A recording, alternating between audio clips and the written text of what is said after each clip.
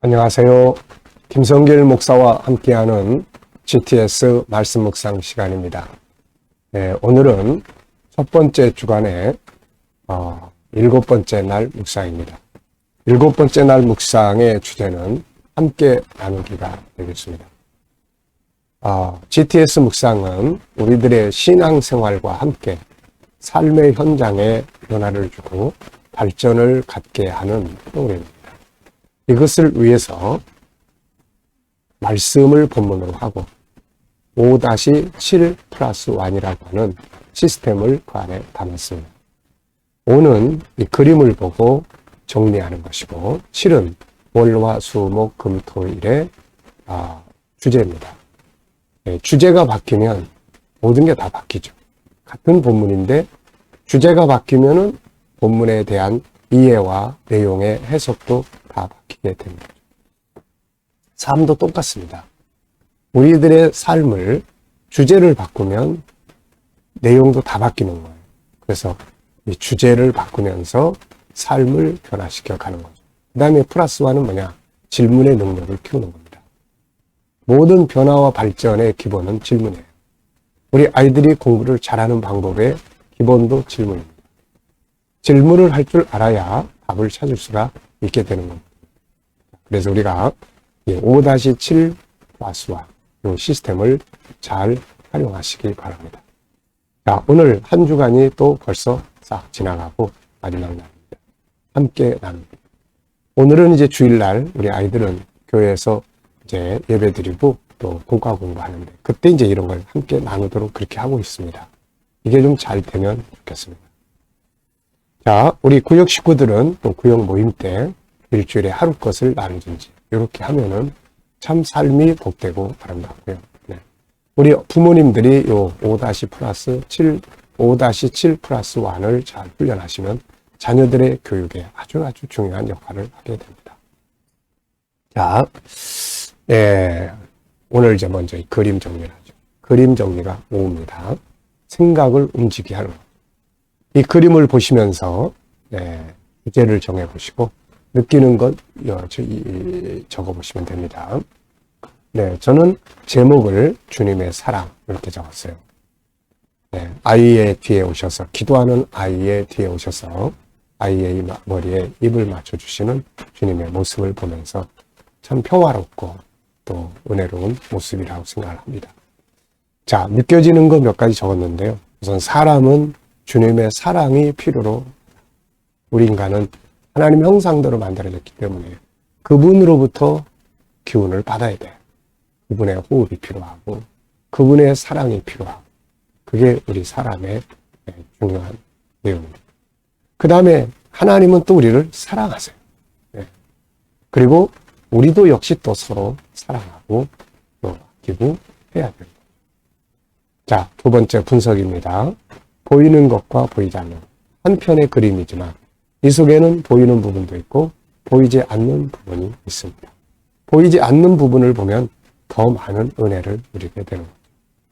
세상에는 이렇게 많은 숨겨진 것들을 항상 찾을 수 있는 노력들을 기울여야 합니다. 자, 눈에 보이는 것은 예수님, 그리고 기도하는 아이, 작은 글씨, 그리고 배경 색깔이 있습니다. 자, 보이지 않는 부분에는 이 기도하는 아이의 마음이 있죠. 기도하는 아이의 마음. 그리고 내용, 뭘 기도하고 있을까? 그 다음에는 예수님의 또 이렇게 마음이 있습니다. 이 아이를 사랑하시는 주님의 마음. 그리고 이렇게 기도와 주님의 사랑이 결합이 되면 어떤 결과들이 만들어질까요? 아마도 행복한 삶, 훌륭한 삶이 만들어지지 않겠습니까? 우리 아이들이 이렇게 기도할 줄 알고 주님의 사랑을 받는 아이로 큰다면 아이들의 미래는 얼마나 밝겠습니까? 이렇게. 세 번째, 그림에서 가장 감사한 것은 뭘까요? 자, 우선은 기도할 수 있다는 것. 기도하는 아이. 특히 아이들의 기도는 참 소중한 겁니다. 아이들이 뭘 위해서 기도할까요? 깨끗한 마음으로. 주님을 사랑하는 마음. 아이들의 기도는 참 소중한 거예요. 네 번째 연상법입니다. 이거 보시면서 떠오르는 것이 뭔지 한번 생각을 해보시기 바랍니다. 저는 성경 두 곳을 적었어요. 첫 번째는 요한복음 14장 13절로 14절입니다. 너희가 내 이름으로 무엇을 구하든지 내가 시행하리라. 참 얼마나 이게 감사한 말씀 약속입니까? 내 이름으로 무엇을 구하든지 내가 이루리라. 우리는 이 믿음 가지고 기도하고 살아야죠. 자, 두 번째는 마태복음 28장 20절입니다. 세상 끝날까지 항상 함께하리라. 세상 끝날까지 내가 너희와 항상 함께 있겠다는 말씀이에요. 자, 세 번째는 제 인생 속에서 이렇게 저를 사랑하시고 저를 만나주시고 함께 하셨던 주님의 그 모습. 물론 평생을 그분이 함께 하시지만 특별히 내게 만나주시고 또 은혜를 주시고 하셨던 그런 시간들이 있었어요. 그런 시간들이 오늘의 나를 만들어서 여기까지 오게 한 것이죠. 만약에 신앙생활이라든지 이런 것들을 네가 알아서 살아 그리고 나에게만 다 맡겨놓으셨다면 아마 저는 사명도 벌써 그만뒀을 거예요. 그만두려고 했던 때가 여러 번 있었으니까요. 근데 그때마다 그분이 만나주셔서 야, 너 왜 그래? 야, 힘들지? 그러면서 그분이 저를 그때마다 만나죠. 그래서 여기까지 긴 세월을 은혜 가운데 달려왔습니다. 그래서 세월이 흘러갈수록 느껴지는 것은 하나님의 은혜로 살아오는 거다. 이런 생각을 많이 합니다. 자, 상상력을 키워보는 시간입니다. 이 그림을 가운데 두시고 앞에는 어떤 그림을 그리면 좋을까요? 저는 앞에는 이 아이가 혼자서 기도하는 장면을 그려볼 것 같아요. 그리고 나니까 뒤에 주님께서 다 다가오셔서 아이의 머리에 입을 맞춰주시는 현재의 모습. 그 다음 그림은 어떨까요? 아이가 무척이나 행복하고 아름답게 성장해가는 이런 모습을 그려볼 수 있을 것 같습니다. 앞뒤를 연결하시면 한 그림이 하나의 동화가 될 수가 있습니다. 자, 오늘도 이 질문, 미래를 어떻게 살고 싶은가요? 그렇다면 지금 무엇을 해야 할까요? 자, 미래를 어떻게 살고 싶으십니까? 각자마다 살고 싶은 미래가 있을 거예요. 그냥 막 살지 마시고 그래도 나는 이렇게 살고 싶다라는 미래에 대한 꿈을 꾸고 사는 것이 참 중요한 일이죠. 그렇다면은 미래에 대해서 지금 내가 무엇을 준비할 수 있을까요? 할 수 있는 것들 열심히 준비하는 것이 참 중요한 일입니다. 자, 저는 또 오늘도 이렇게 적었습니다. 저는 항상 7가지의 미래에 대한 삶의 소망을 가지고 있습니다. 물론 더 늘어날 수도 있겠지만은 지금은 7가지, 원래는 5가지였다가 7가지로 늘었어요. 그 첫 번째는 영성입니다. 하나님, 나이가 들어갈수록 더 영성의 깊은 영성을 갖게 하여 주세요. 이런 기도. 사명입니다. 두 번째는 끝까지 숨겨두는 그 시간까지 말씀을 나누고 함께하는 이 사명. 네. 세 번째는 이제 건강관리죠. 건강관리 참 중요합니다. 네 번째는 재정적인 부분이에요. 저는 항상 하나님 앞에 창세기 12장 2절로 3절을 항상 기도합니다. 그것 때문에 이 사명의 길로 들어섰거든요.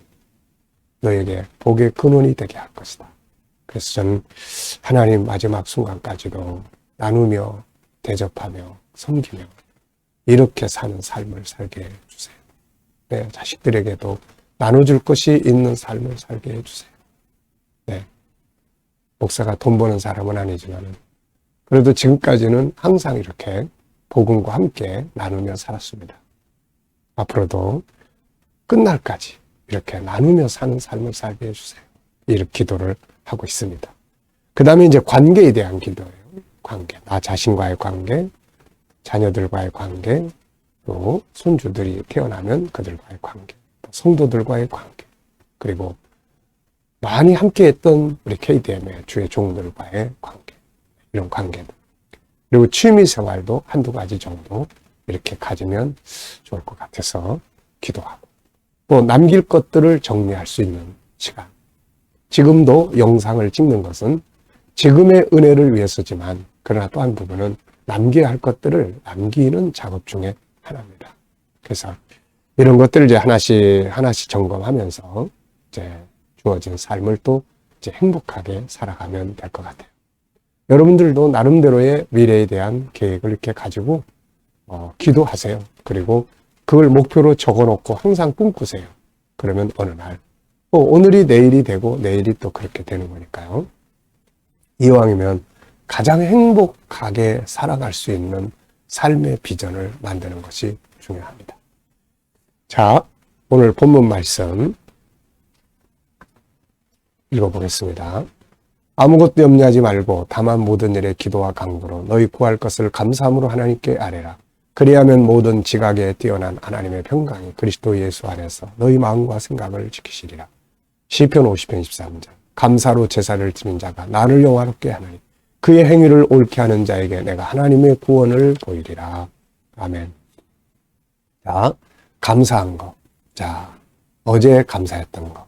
또 오늘 감사한 것. 저는 미래에 대한 감사를 이제 또 적기 시작했습니다. 그래서 항상 미래의 감사는 내 마음의 소원과 입술의 말을 이루실 것을 믿고 감사합니다. 이렇게 적어보고 있어요.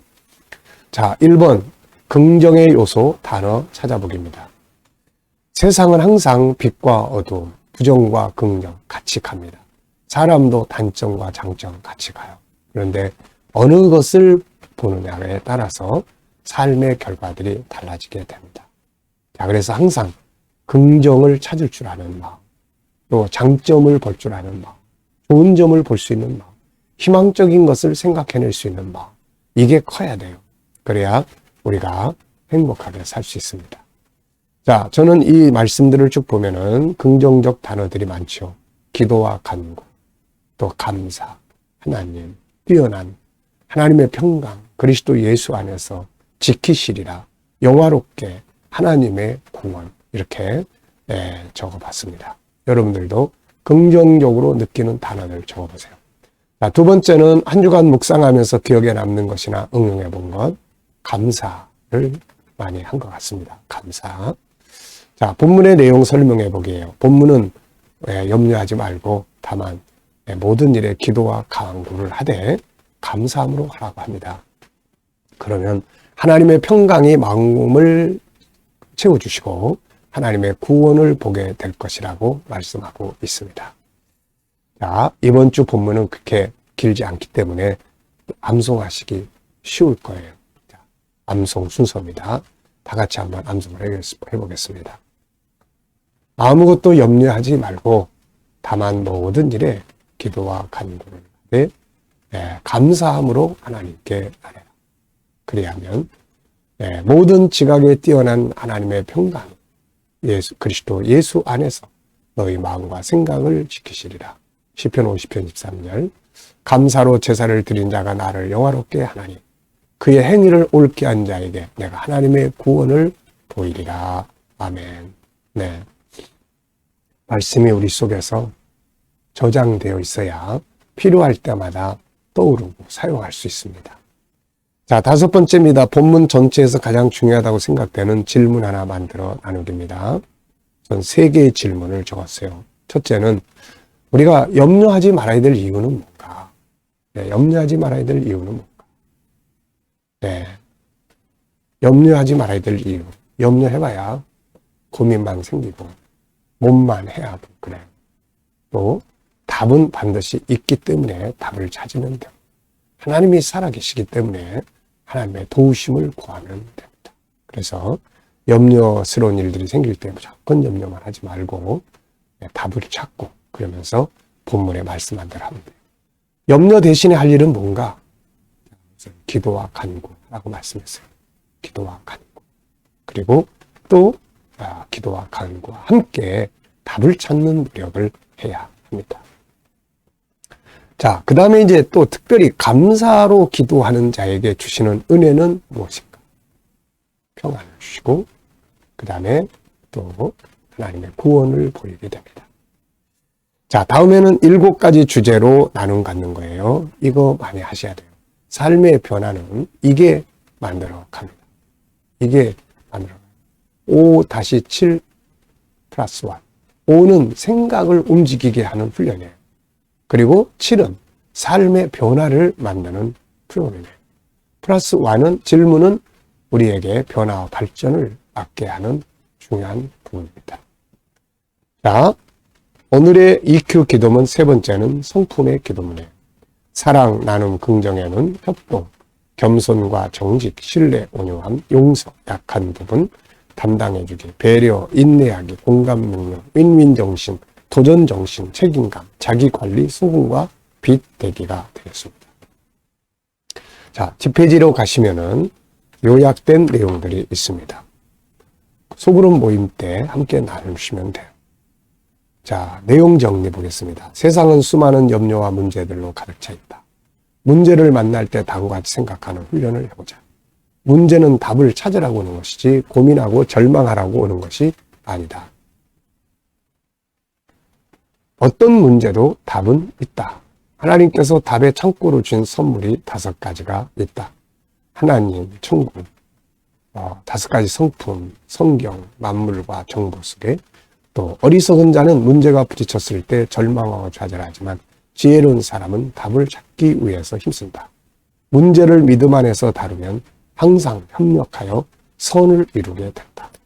두 번째, 염려할 일이 생기면 일단 기도부터 시작해라. 기도는 문제를 풀어가는 기다. 10년 동안 염려하고 고민하기보다는 10분 동안 기도하는 것이 낫다. 참 좋은 명언이에요. 문제 앞에서 이 기도는 문제를 해결하고 기적을 만드는 비결이다. 빌립보 감옥의 바울과 찬송과 기도, 그리고 기적을 생각해보면 알 수 있습니다. 세 번째, 기도할 때는 원망과 불신, 절망으로 하지 말고 감사함으로 하라. 다니엘은 위기 앞에서 감사함으로 기도했죠. 감사는 하나님으로 일하시게 합니다. 감사는 마음을 평안하게 하고, 감사는 심령을 자유하게 하고 환경을 변화시켜 줍니다.